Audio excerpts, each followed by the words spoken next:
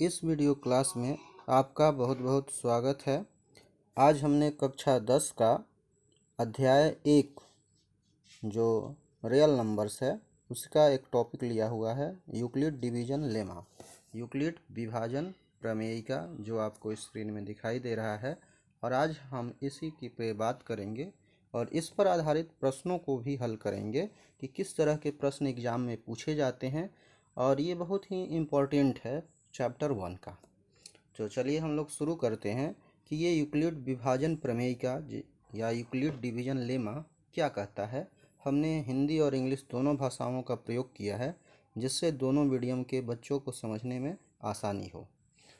English में, अंग्रेजी में देखिए लिखा जा रहा है कि for any two positive integer A and B there exist whole numbers Q and R such that A equal to B Q plus R where R less than where R greater than equal to 0 and less than B, ये बात की जा रही है। तो यहाँ पे समझना ये है कि ए और बी दोनों पॉजिटिव इंटीजर्स हैं। ए और बी दोनों पॉजिटिव इंटीजर्स हमने लिया हुआ है।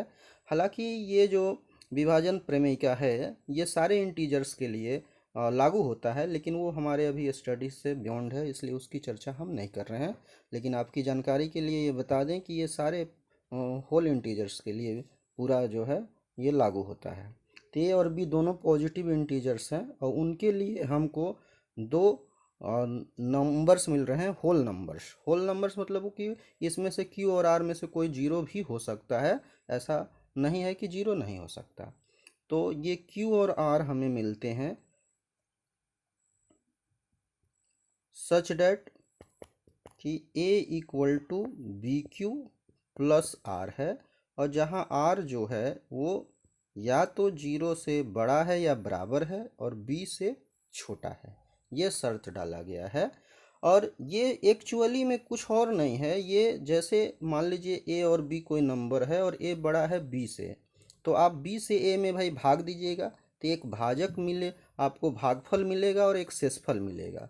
तो जो Q है वो भागफल है और R जो है वो शेष आता है, इसीलिए ये इस फॉर्म में लिखा हुआ है। और इसको सबसे पहले यूक्लिड ने लिखा था, इसलिए इसको यूक्लिड डिवीजन लेमा के नाम से जानते हैं। और एक्चुअली में यहाँ पे A जो है वह आपका ये जो है भाज्य है जिसमें आप भाग दे रहे हैं, और इससे हमें प्राप्त होता है कि भाज्य बराबर ये B भाजक है, भाजक गुने भागफल और प्लस शेषफल, ये प्राप्त होता है ये। और ये हम पहले से जानते हैं कि मान लीजिए कि भाई बी से, जैसे हमने कहा कि ए अगर बड़ा है बी से, तो बी से आप ए में भाग दे सकते हैं, तो आपको जो भागफल मिलेगा वो यूनिक मिलेगा और वो क्यू है, और जब घटाएंगे तो कोई शेष मिलेगा आर। अब वो आर जो है बी से छोटा होगा और वो शून्य भी हो सकता है, तो शून्य या बी से छोटा, इसी बात को हम लोग न जानते हैं यूक्लिड विभाजन प्रमेयिका के नाम से। हिंदी में भी यहाँ स्पष्ट लिखा हुआ है कि किसी भी दो धनात्मक पूर्णांक ए और बी के लिए हमारे पास क्यू और आर ऐसे दो अद्वितीय, अद्वितीय मतलब यूनिक, यूनिक मतलब एक ही मिलेगा, एक से ज़्यादा आपको क्यू और आर नहीं मिलेगा, एक ही क्यू और आर इस प्रकार से मिलेंगे कि ए बराबर बी क्यू प्लस आर होगा। और जहाँ आर की बात हमने कहा कि वो 0 हो सकता है, 0 से बड़ा और बी से छोटा हो सकता है, ये है। ठीक है, इसी को हम लोग यूक्लिड विभाजन प्रेमिका के नाम से जानते हैं और बहुत ही महत्वपूर्ण है ये, इस पर आधारित प्रश्न भी पूछे जाते हैं और ये इस चैप्टर के कठिन प्रश्नों में माना जाता है, इसलिए इस विभाजन प्रेमिका को समझना बहुत आवश्यक है। इसको बच्चे समझते नहीं हैं और क्वेश्चन को रटने का प्रयास करते हैं, जिससे उन्हें प्रश्न करने में बहुत ही दिक्कत होता है उसको, क्योंकि मैथ में आप जो है, गणित में आप प्रश्नों के उत्तर रट कर याद नहीं रख सकते। अन्य सब्जेक्ट की तरह ये थोड़ा सा अलग है, इसमें आपको जो है समझना बहुत ज़रूरी होता है, और अगर आप समझ जाते हैं तो आपका काम बहुत आसान हो जाता है। तो यही इसमें है ख़ास बात कि आपको कोई भी, ये बात ध्यान रखना है कि कोई भी आपके पास मिल दिया गया है संख्या, तो उसके लिए हमको ऐसे मिलेंगे ही। मान लीजिए हम बहुत छोटी संख्या ले रहे हैं, जैसे हमने मान लीजिए ले लिया 2 और 5, ठीक है। यहाँ पे 5 बड़ा है, ए को मान लीजिए हमने 5 मान लिया और बी को हम लोगों ने 2 मान लिया, ठीक है।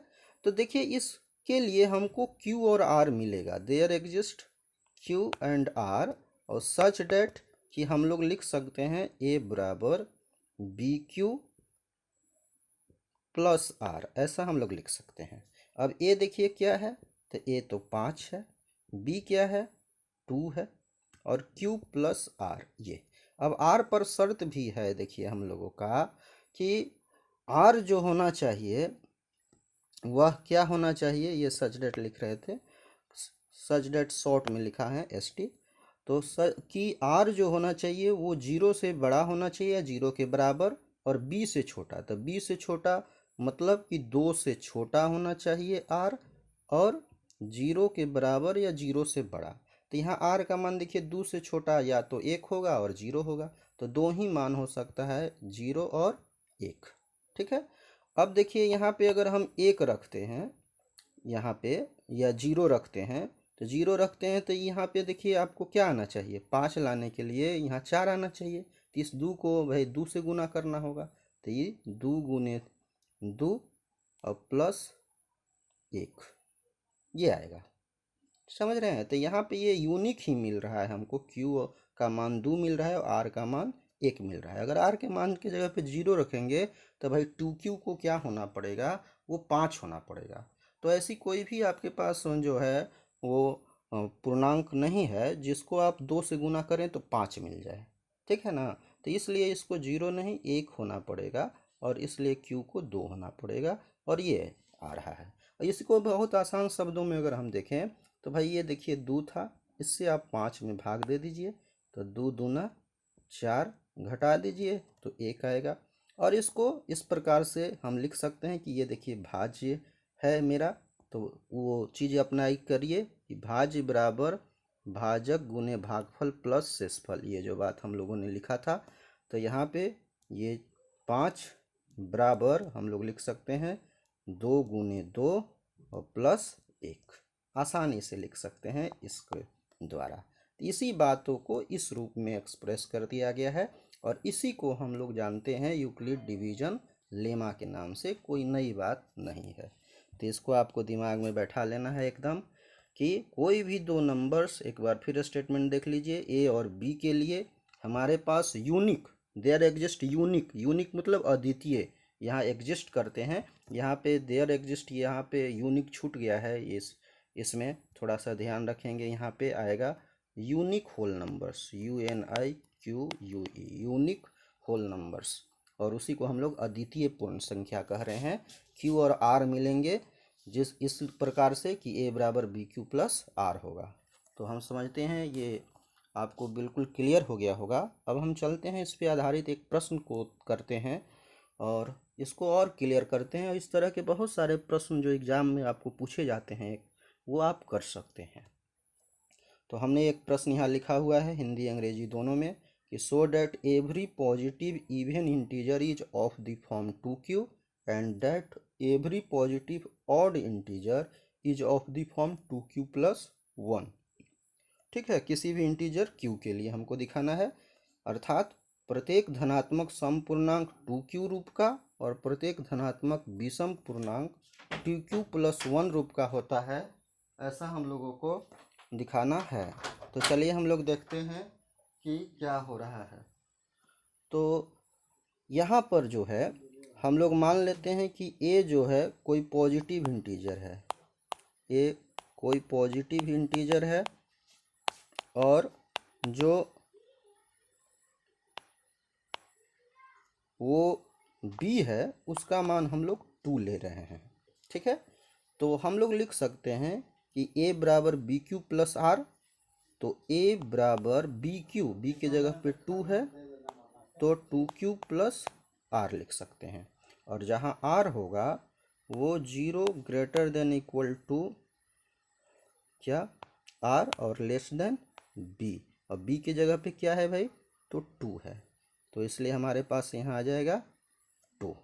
ठीक है, बिल्कुल आसान से समझेंगे। माना a कोई पॉजिटिव इंटीजर है, कोई धनात्मक पूर्णांक है, b का मान 2 लिया हुआ है, तो यूक्लिड डिवीजन लेमा से हम लिख सकते हैं a बराबर B to Q plus R, क्योंकि बी क्यू प्लस आर लिखते हैं, बी की जगह पे 2 है यहाँ पे, इसलिए 2q प्लस आर। और जहाँ आर बी से छोटा और 0 या 0 के बराबर होता है तो हम ये लिख सकते हैं। अब यहाँ से देखिए ये इम्प्लाइज करेगा कि आर का मान कितना है, कि आर का मान 2 से छोटा है तो 0 और 1 होगा, क्योंकि 0 के बराबर हो सकता है। तो अगर हम लोग ऐसा लें कि ऐसा हो कि r का मान 0 हो, यदि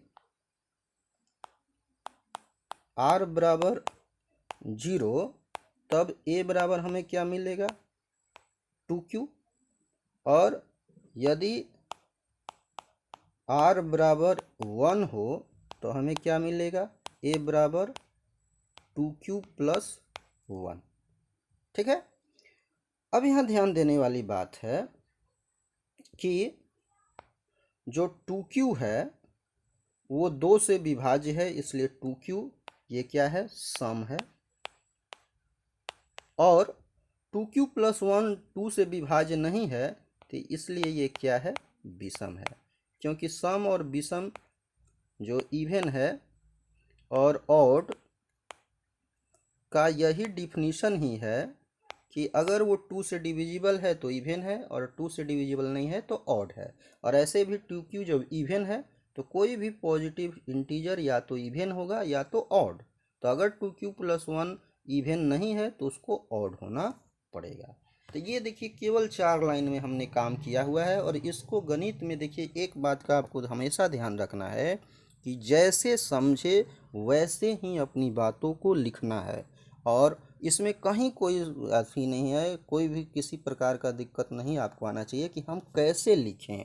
इसका समाधान यही है कि आप जैसे समझें वैसे ही लिखें, दूसरे की भाषा का नकल न करें। क्योंकि अगर आप अपनी स्वयं की भाषा अगर डेवलप कर लेंगे तो वो आपको किसी भी प्रश्नों में आपको हल करने में मदद करेगा। तो इसको हम लोग एक बार फिर थोड़ा सा आप देख लें। ए हमने कोई भी धनात्मक पूर्णांक लिया है, आप लिखेंगे कि माना ए कोई धनात्मक पूर्णांक है तथा b बराबर 2 है। तब जो है यूक्लिड विभाजन प्रमेयिका से हमें प्राप्त होता है a बराबर 2q प्लस आर, जहाँ r पर ये शर्त हमारे पास है, ये शर्त है। और इस शर्त से हमें मिलता है कि r या तो 0 होगा या तो 1 होगा। यदि r 0 है तो a बराबर 2q मिलेगा, और यदि r 1 है तो a बराबर 2q प्लस 1 मिलेगा। हम देख रहे हैं कि 2q 2 से विभाज्य है, इसलिए यह सम पूर्णांक होगा। और 2q प्लस 1 2 से विभाज्य नहीं है, इसलिए यह विषम पूर्णांक होगा। ठीक है। इस प्रकार हमें प्राप्त होता है कि कोई भी धनात्मक पूर्णांक या तो 2q रूप का होगा या तो 2q प्लस 1 रूप का होगा। ये आपका क्वेश्चन इस तरह से क्लियर हो रहा है, कोई इसमें कन्फ्यूजन आपको नहीं होना चाहिए। भाषा का प्रयोग करना है, मैथमेटिक्स बस इतनी ही है। ठीक है। तो जैसे आप समझे हैं वैसे ही आप लिखने का प्रयास करेंगे। थोड़ा सा गणित में अब पेन चलाना पड़ता है, और पेन से पहले थोड़ा दिमाग चलाना पड़ता है, तो इसका ध्यान रखेंगे। इसको ज़रूर आप करेंगे वीडियो देखने के बाद। अब चलते हैं, एक प्रश्न आपके लिए होमवर्क के तौर पर हमने लेकर आए हुए हैं, और ये प्रश्न हमारे सामने है। इसको आपको हल करना है कि किस तरह से इसको आप हल करते हैं, हम थोड़ा आपको हिंट कर दे रहे हैं। ठीक है। यहाँ पे हमको दिखाना है कि so that any positive odd integer is of the form 4m plus 1 और 4m प्लस 3। हमें ये दिखाना है कि कोई भी जो धनात्मक विषम पूर्णांक है वो या तो 4m प्लस 1 रूप का होगा या 4m प्लस 3 रूप का होगा। और m कोई भी धनात्मक पूर्णांक होता है, m हो q हो r हो कुछ भी हो, उस पर हमेशा लिखा रहेगा कि भाई वो धनात्मक पूर्णांक है। क्योंकि हमने शुरू में ही आपसे बात यह स्पष्ट कर दिया कि इस विभाजन प्रमेयिका को हम धनात्मक पूर्णांक के लिए लागू कर रहे हैं। ठीक है। तो हिंट में देखिए आपको सबसे पहले जो दिया रहता है उसको थोड़ा सा देखना है। हमको क्या दिया है, 4m प्लस 1 और 4m प्लस 3। इसको आपको थोड़ा सा बेसिक तरीके से देखना है।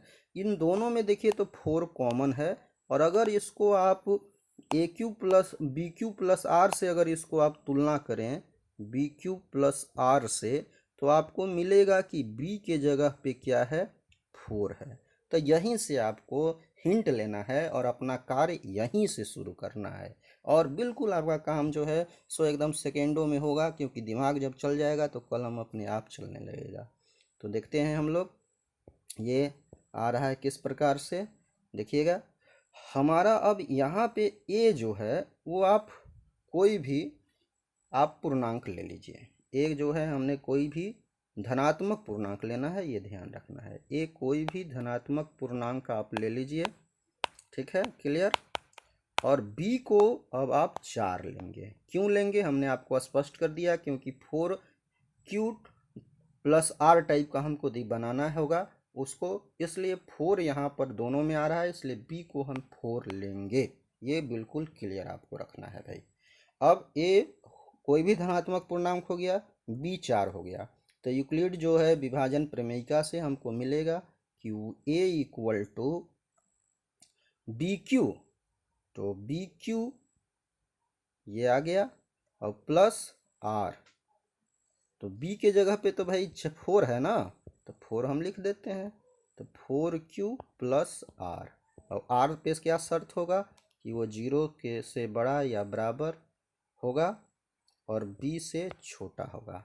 अब हर क्वेश्चन में आपको यहाँ आर को देख लेना है कि वो क्या क्या हो सकता है। भाई यहाँ पे एक बात क्लियर करना है कि b के जगह पे अब हमने 4 लिख दिया है, तो यहाँ भी 4 आएगा, ठीक है। और ये इम्प्लाइज करेगा कि r का मान अब 4 से छोटा और 0 से शुरू होगा, तो 0 होगा, 1 होगा, 2 होगा, 3 होगा। और जैसे पिछले प्रश्न में हमने काम किया कि भाई यदि r 0 हो तो क्या होगा, 1 हो तो क्या होगा, 2 हो तो क्या होगा, 3 हो तो क्या होगा, आपको ये काम करना है। और आप देखेंगे, ये आप देखेंगे कि बिल्कुल एकदम आपको आ जाएगा कि जो ऑड होगा, जो विषम होगा, वो 4m+1 या 4q+1। भाई q को m से रिप्लेस कर दीजिए, n से रिप्लेस कर दीजिए, ये चर पद हैं, किसी से भी रिप्लेस किया जा सकता है।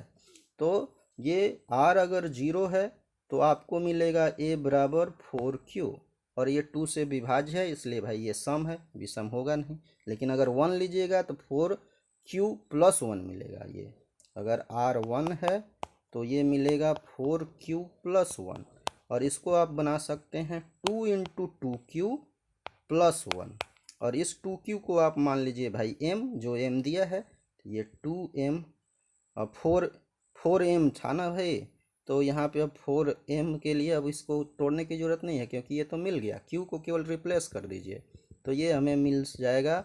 इस q के जगह पे आप m कर दीजिए, तो 4m+1, जहाँ q बराबर क्या है, m है। क्योंकि ये सब जो है चर हैं और ये पूर्णांक है, तो पूर्णांक से अगला पूर्णांक आएगा, तो इस रूप का मिल जाएगा। वैसे ही 2 रखेंगे तो सम होगा, 3 रखें तो विषम हो जाएगा, तो एक ये विषम, एक 3 के लिए विषम। तो इस तरह से ये प्रूफ होता है कि ये जो विषम पूर्णांक है वो या तो 4m+1 का होगा या 4m+3। इसको आप ज़रूर करेंगे, ये प्रश्न आप नोट कर सक लीजिए और इसको अवश्य करेंगे। अब नेक्स्ट प्रश्न पे हम लोग चल रहे हैं, और हमें यहाँ पे ये इसके से रिलेटेड यूक्लिड डिवीजन लेमा से ही रिलेटेड अगला जो टॉपिक थोड़ा सा इसमें है कि किस तरह से HCF उसकी सहायता से हम लोग निकालते हैं, उसका डिस्कशन हम लोग कर ले रहे हैं एग्जाम्पल के थ्रू। तो यहाँ देखिए हमें ये प्रश्न दिया गया है, ये आपके बुक में भी प्रश्न है कि भाई यूक्लिड डिवीजन एल्गोरिथम का प्रयोग करके HCF निकालिए। ये HCF निकालना है हम लोगों का इन 2 संख्याओं के लिए, ठीक है। तो एक का हम निकालते हैं। तो सबसे पहले देखिए समझना है कि एल्गोरिथम क्या है। एल्गोरिथम जो है वह एक स्टेप्स का जो है वो चेन होता है, स्टेप बाय स्टेप उसको सॉल्व करने का तरीका होता है। तो जो स्टेप बाय स्टेप जो हमारे पास हम लागू करते हैं यूक्लिड डिवीजन लेमा को, उसी को हम लोग यूक्लिड डिवीजन एल्गोरिथम कहते हैं। स्टेप बाय स्टेप अगर हमने लागू कर दिया किसको, यूक्लिड डिवीजन लेमा को, तो उसी को हम नाम दे रहे हैं यूक्लिड, ठीक है, डिवीजन एल्गोरिथम का। और इसमें एक और ख़ास बात है कि इससे ये बात हमको स्पष्ट होता है, ये हमको कंक्लूजन निकलता है कि जो a = BQ+R होता है, उसमें अगर हम HCF ए कॉमा बी का निकालें या HCF हम बी कॉमा आर का निकालें, दोनों सेम होता है। इसको भी कई सारे बुक्स में हम लोग कहते हैं कि यही भाई यूक्लिड डिवीजन एल्गोरिथम है, क्योंकि यूक्लिड डिवीजन एल्गोरिथम में इसी कॉन्सेप्ट का हम लोग बार बार प्रयोग करते हैं। तो दो भाषा में हमने आपको इसको समझाने का प्रयास किया है कि स्टेप बाय स्टेप अगर यूक्लिड डिवीजन लेमा को आप प्रयोग में ला रहे हैं तो उसी को हम लोग यूक्लिड डिवीजन एल्गोरिथम के नाम से जानते हैं। और दूसरा HCF AB का निकालिए, HCF BR का निकालिए, ये स्टेटमेंट कौन कहता है? यूक्लिड डिवीजन एल्गोरिथम, क्योंकि उसमें हम इसी का प्रयोग बार बार करते हैं। और ये यूक्लिड डिवीजन एल्गोरिथम और लेमा दोनों इतने जो है सो आपस में घुले मिले हैं कि इसमें अंतर लोग ज़्यादा नहीं करते हैं, ठीक है ना। तो अब इसको एल्गोरिथम को देखिए किस तरह से हम लोग प्रयोग करके इसका HCF निकालते हैं, ये एग्ज़ाम में पूछता भी है, तो उसको देखने का प्रयास हम लोग करते हैं। तो देखिए जो पहला क्वेश्चन है वो है कि भाई 24 और 300 का भाई HCF आप निकालिए, छोटा नंबर हमने लिया हुआ है। तो चलिए देखते हैं इसको HCF 24 और 300 का क्या आता है। पहला है हमारे पास 24 एंड 300, ठीक है। तो देखिए इसके HCF इसको बार बार चूंकि लगाना होता है तो उसके लिए आपको आसान होता है। अभी हमने जैसे पीछे आपको डिस्कस किया था कि भाग दे करके आप अगर लिखते हैं तो थोड़ा आसान होता है। तो इसका HCF जो है हम डिवीजन मेथड से, भाग विधि से निकालते हैं और फिर उसको हम लोग यहाँ लिख देंगे किस तरह से, यूक्लिड डिवीजन लेमा के हेल्प से, ठीक है। तो चलिए पहले भाग दे देते हैं। इसको आप रफ में भाग दे सकते हैं या वहीं बगल में भी एग्जाम में भी भाग दे सकते हैं, कोई प्रॉब्लम नहीं है। तो भाग देने कर लिखने में आपको आसानी हो जाता है, इसलिए इसका डिस्कस हम कर रहे हैं। तो 24 से 300 में देखिए भाग दे रहे हैं, तो 24 1 जा ये 24 आपको मिलेगा, घटाइएगा तो ये 6 आएगा, फिर 0 उतर जाएगा 60, 24 दूना 48 होगा, ठीक है।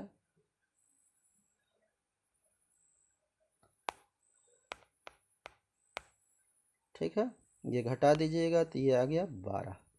अब भाग भाई नहीं जा रहा है।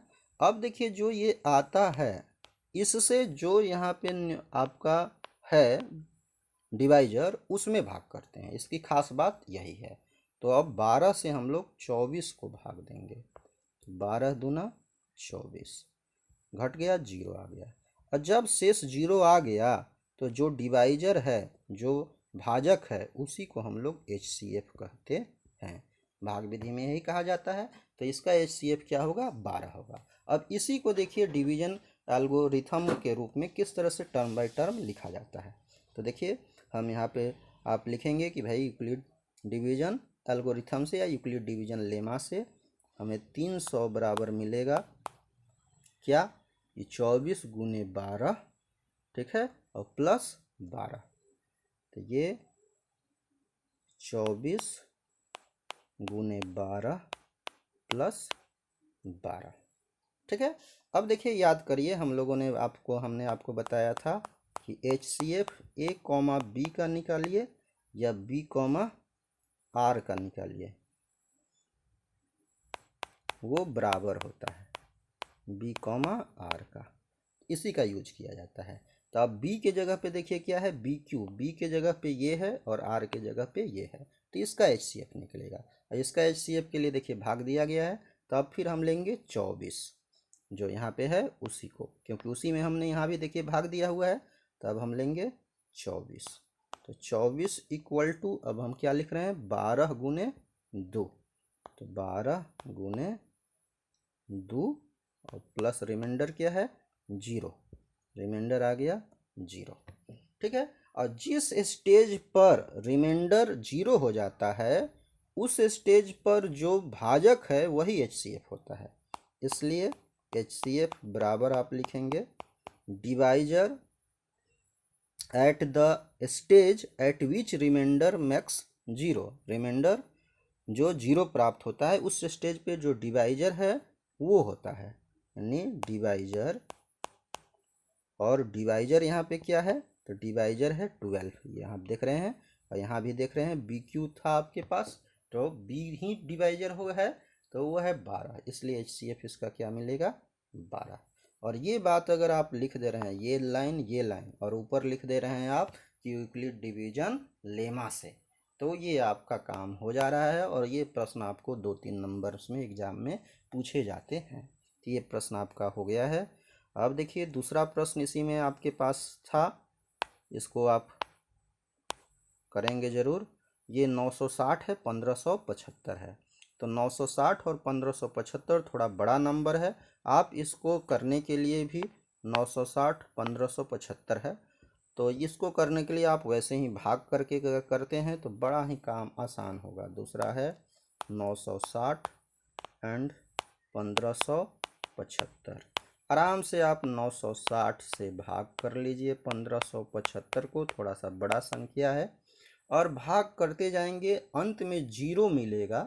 और 0 पर के पहले जो यहाँ पे भाजक होगा, डिवाइजर जो होगा, वही डिवाइजर आपका भाजक जो होगा वही आपका HCF देगा। और उसी बात को आप यहाँ पर इतना इंटू इतना प्लस रिमाइंडर बार बार यहाँ पे जिक्र कर देंगे और लास्ट में लिख देंगे HCF इक्वल टू जो आएगा। और ये आपका क्वेश्चन कंप्लीट हो जाता है। बिल्कुल आराम से करेंगे, कोई अधिक परेशानी नहीं है, भाग करने से आपका काम बिल्कुल आसान हो जाता है। तो आप ज़रूर इसको करेंगे और हमें बताएंगे कि कमेंट में कि कितना आंसर इसका आया है। अब देखिए एक लास्ट यहाँ पे LCM HCF जो है आपको, ये आगे हम लोग डिस्कस करेंगे अगले वीडियो में कि किस तरह से प्राइम फैक्टराइजेशन मेथड द्वारा हम दिए गए नंबर्स का LCM HCF फाइंड करते हैं और उनके बीच रिलेशन क्या है। इसका डिस्कशन हम लोग जो है आने वाले वीडियो में, अगले वीडियो में हम लोग करेंगे। तो आप इसको जो है ज़रूर आप ये प्रश्न कर लेंगे। एक प्रश्न हमने आपको दिया हुआ है ये इसका, और एक प्रश्न हमने आपको पीछे भी दिया हुआ है ये 2 प्रश्न आप लोग करेंगे और कमेंट में बताएंगे। Thanks to watch this video.